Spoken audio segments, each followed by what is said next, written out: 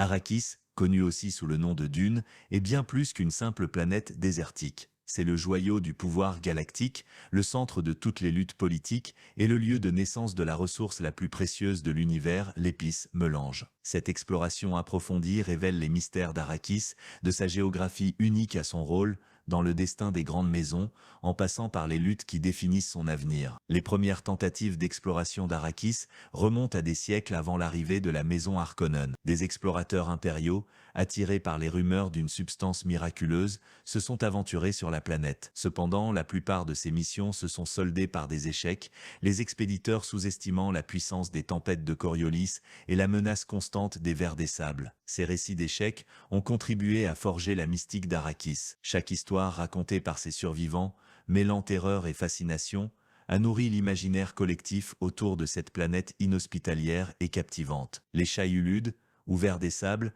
occupent une place centrale dans l'écosystème d'Arrakis. Leur cycle de vie commence avec les sans-trous, de petites créatures qui s'agglutinent pour piéger l'humidité souterraine. Ce processus crée un environnement aride, mais permet le développement du prémélange qui émerge à la surface lors d'éruptions explosives. Ces événements sont non seulement essentiels à la production de l'épice, mais aussi mortellement dangereux, attirant les vers adultes qui protègent leur territoire. Ces colosses des sables, pouvant atteindre des centaines de mètres, sont à la fois craints et vénérés. Leur rôle dans le cycle écologique d'Arrakis en fait des créatures indispensables à l'équilibre de la planète. Pour les Fremen, chaque journée est une lutte pour la survie, mais également une célébration de leur résilience. Le matin commence par des rituels de vérification des distilles, assurant que chaque goutte d'eau est recyclée. Les communautés partagent des repas enrichis en épices qui augmentent la résistance physique et mentale. Les enfants apprennent à reconnaître les signes de tempête ou la proximité des vers, tandis que les guerriers s'entraînent au maniement des crisnives. Les Fremen ont également développé des techniques sophistiquées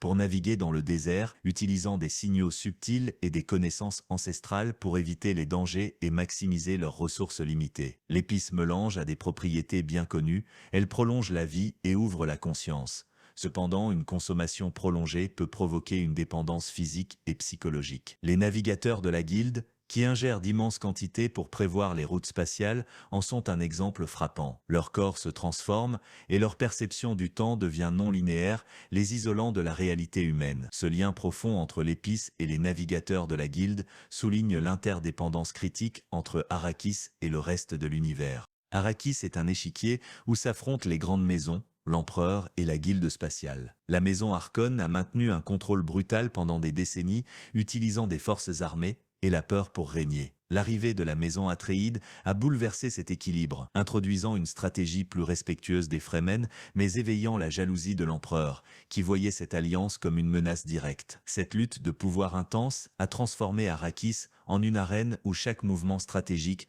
résonne dans tout l'Empire. La récolte de l'épice sur Arrakis repose sur une technologie avancée, mais périlleuse. Les moissonneuses d'épices, de gigantesques machines capables de collecter rapidement le précieux mélange, sont constamment surveillées par des ornithoptères qui détectent l'approche des vers. Les Fremen, quant à eux, exploitent leur connaissance du terrain pour récupérer de l'épice en petites quantités, souvent sous le nez des forces impériales. Ces opérations risquées témoignent de leur ingéniosité et de leur adaptabilité face à des conditions de vie extrêmes. Les Fremen possèdent un riche patrimoine oral, rempli de mythes et de légendes sur leurs origines et leur destin. L'une des histoires les plus répandues raconte comment les premiers Fremen ont apprivoisé les sables grâce à leur foi en Shai-Hulud. Ces récits servent à la fois d'inspiration spirituelle et de guide pratique pour survivre dans l'environnement impitoyable d'Arrakis. Les chants et poèmes qu'ils composent célèbrent leur connexion profonde avec la planète et renforcent leur identité collective. La terraformation d'Arrakis, un rêve partagé par les Fremen sous l'inspiration de Lee Atkins,